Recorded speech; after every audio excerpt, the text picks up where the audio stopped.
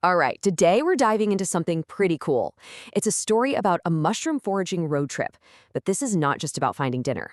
This trip starts out looking for treasure and ends up in one of America's wildest places, Glacier National Park, where things get, well, let's just say the stakes get really high.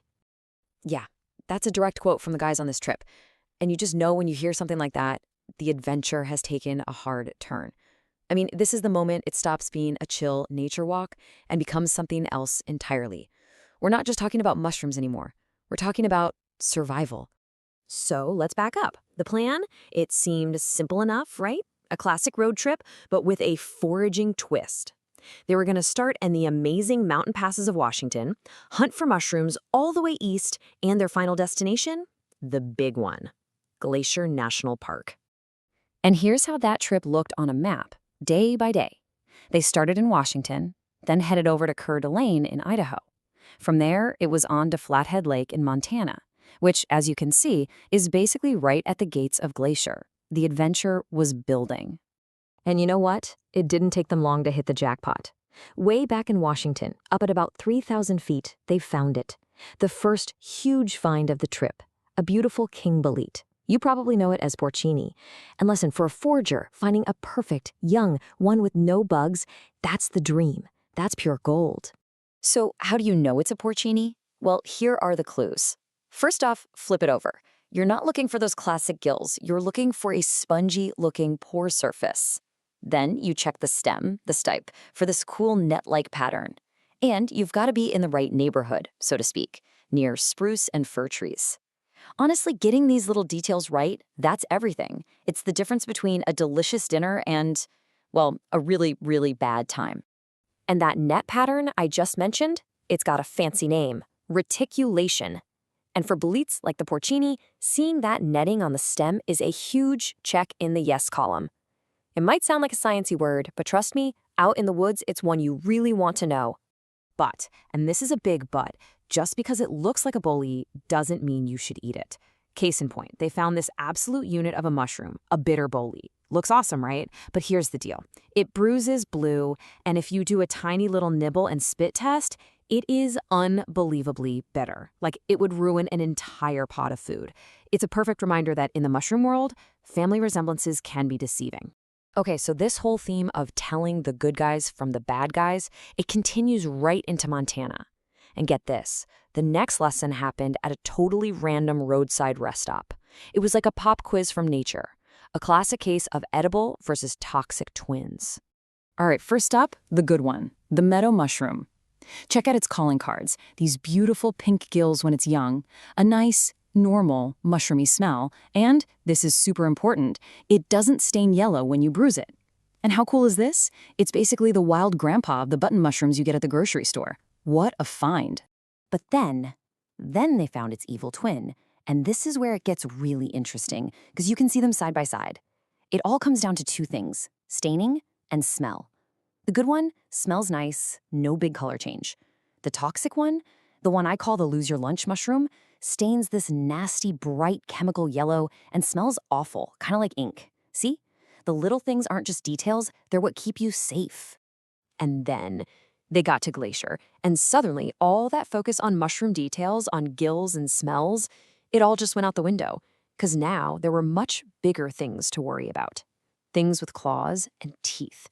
The mushroom hunt was about to take a backseat to just staying alive in serious grizzly country. Welcome to the Bear Gauntlet. Seriously, this is where the whole story changes. When you're foraging in Glacier, you can't just stare at the ground.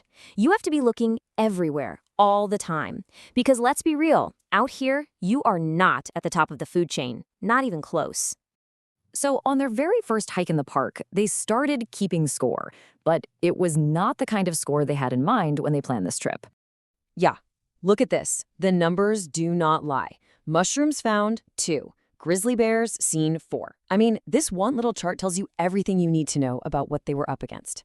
The danger was literally all around them, way more common than what they were looking for. And we're not talking about seeing a bear a mile away through binoculars. No. This quote, this is the sound of someone realizing a mama grizzly and her cubs are right there, just off the trail. It's an absolutely breathtaking moment, but also terrifyingly dangerous. This is that questioning our life choices moment. And just when you think it can't get any more intense than a grizzly bear encounter, it does. The weather just turned on a dime. A huge, violent thunderstorm rolls in out of nowhere, trapping them up on the mountain. They had to scramble to find shelter in a little cave and just watch this insane storm explode all around them. Okay, so after all that drama, they're back near their campsite. Relative safety.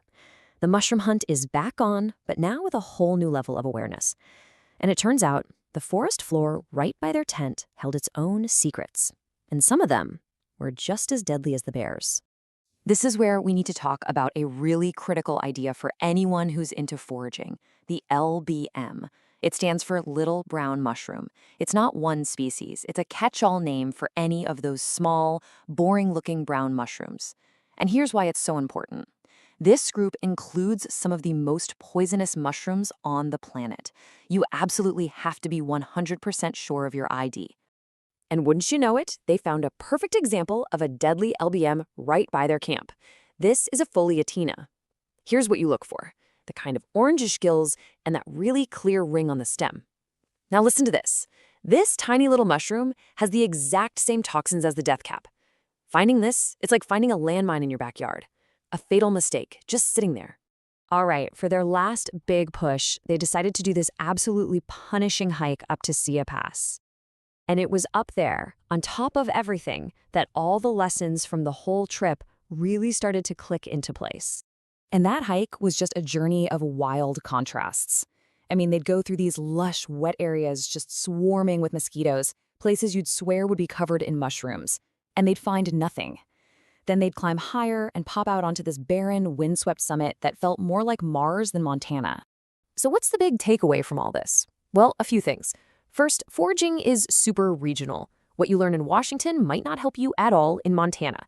Second, and maybe most important, when you're in the true wilderness, your situational awareness, just paying attention, is way more important than any mushroom you could ever hope to find. And I think they realized the real value of the trip wasn't what they put in their basket, but the experience itself, the landscape, the wildlife, the challenge. Oh, and sometimes the best find of the day is a handful of wild blueberries. And that kind of leaves us with one last thing to think about, doesn't it? They set out looking for one thing, mushrooms, but the real treasures they found were completely different. It really makes you ask, for any adventure you go on, how do you measure success? What happens when the greatest discoveries are the ones you weren't even looking for?